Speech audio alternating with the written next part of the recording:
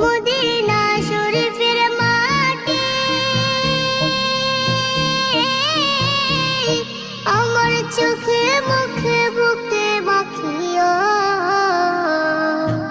এমন পবিত্র মাটি, এমন পবিত্র মাটি আমার নবীর রওজায়।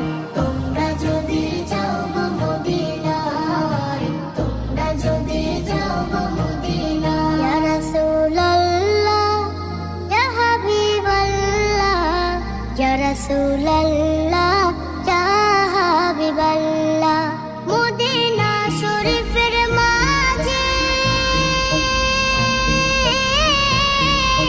বেহেশতের বাগান আছে,